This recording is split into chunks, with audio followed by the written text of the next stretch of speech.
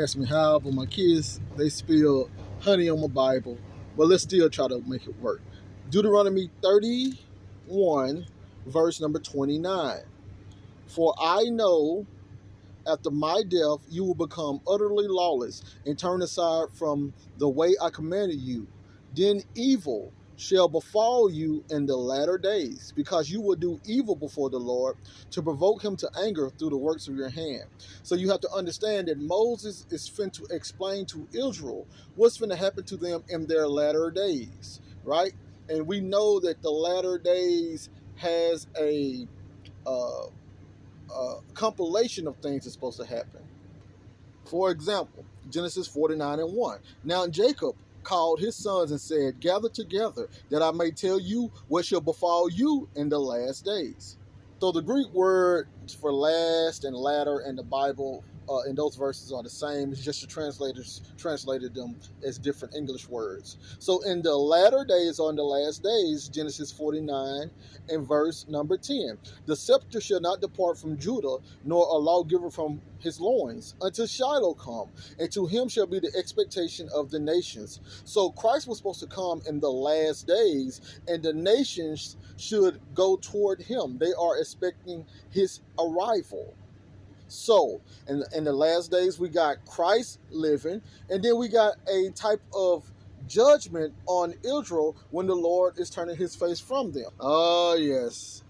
Deuteronomy 32, verse 20. Let's see if we can try to make it out. You know, this is sort of like the Dead Sea Scrolls. This is a fragment. He says, then he said, I will turn my face from them, and I will make known and I will make known what the end will be. For they are a perverse generation, sons in whom is no faith. So that was something that was supposed to happen in the latter days. He was going to turn his face from them and make known what will be their end, because at the latter days they will be a perverse generations in whom there is no faith. We got Shiloh, who lives in the end times. This is a message that Shiloh, the Messiah who lives in the end times of the Bible, the end times of Israel as a covenantal old covenant nation. This is what he says to them. This is Matthew 12:38. Then some of the scribes and Pharisees answered, saying, Teacher, we want to see a sign from you. But he answered and said to them, an evil and adulterous generation seeks after a sign, and no sign will be given to it except the sign of the prophet Jonah. So you see how he piggybacks off of Deuteronomy 32. That was a statement made by Moses about that generation in the latter days. Now Christ living in the latter days is saying that this generation, this adulterous, this wicked generation, this latter days generation is seeking for a sign. They have no faith. That's why they're seeking for a sign. For as Jonah was 3 days and 3 nights in the belly of the great fish, so will the Son of Man be 3 days and 3 nights in the heart of the earth. The men of Nineveh will rise up in the judgment with this generation to condemn it. So he said, in the judgment with this generation to condemn it, the men of Nineveh, okay, because they repented after the preaching of Jonah. They just needed the preaching. They didn't need the signs and none of that. They just needed the preaching of Jonah. And indeed, a greater than Jonah is here.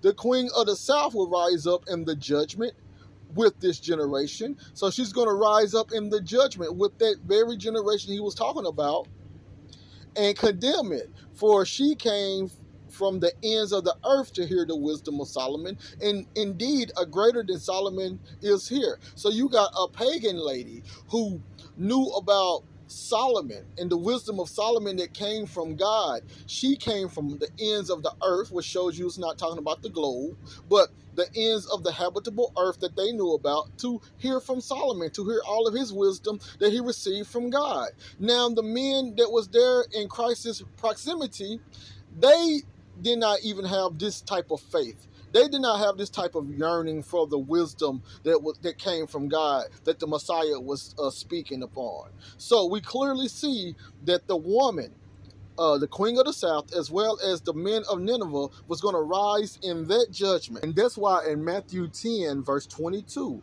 as he talked to the disciples, and you will be hated by all for my name's sake.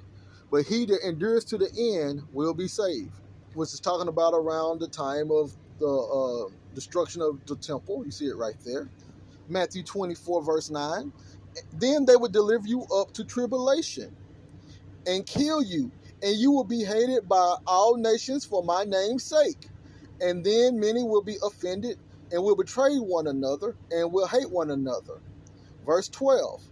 And because lawlessness will abound, the love of many will grow cold, but he who endures to the end shall be saved.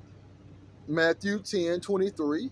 When they persecute you in this city, flee to another. For assuredly I say to you, you will not have gone through the cities of Israel before the Son of Man comes. The same generation, Matthew 23, he's talking to the scribes, the Pharisees. Well, he's talking to the scribes, the scribes and Pharisees here. Matthew 23, 34. Therefore, indeed, I send you prophets, wise men, and scribes. Some of them you will kill and crucify, and some of them you will scourge in your synagogues and persecute from city to city. So we find out who's doing the persecuting, the scribes and the Pharisees. Who's being persecuted? The disciples. When they persecute you in this city, flee to another. So before the persecution is over, what happens? The Son of Man comes. What else are the disciples supposed to do? Matthew 24:15.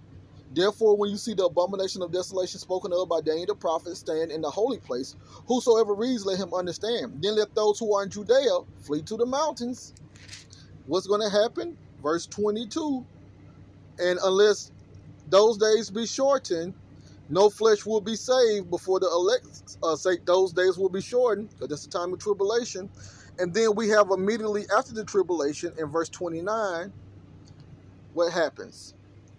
They will see the sign of man coming, and the tribes of the earth will mourn. And when was that supposed to happen? Verse 34. Surely I say to you, this generation will by no means pass away till all these things take place. All of them. That includes the coming of the Son of Man, the time of tribulation, the destruction of the temple, and that's the same generation and time period that the men of Nineveh was going to rise up in the judgment to condemn the wicked, those wicked scribes and Pharisees. See, scribes and Pharisees, same wicked people, as well as the queen of the south coming up in that same generation to condemn the scribes and Pharisees. All of that final judgment of the end of the world, the latter days, is all about Israel. The latter days of covenantal, old covenant Israel, them being the people of God, making way for the new people of God, which includes Israelites, but also Revelation 7 and 9, and after these things I looked, and behold, a great multitude which no one could number, of all nation, tribes, people, tongues, standing before the throne and before the Lamb, clothed with the white robes and palms in their hands,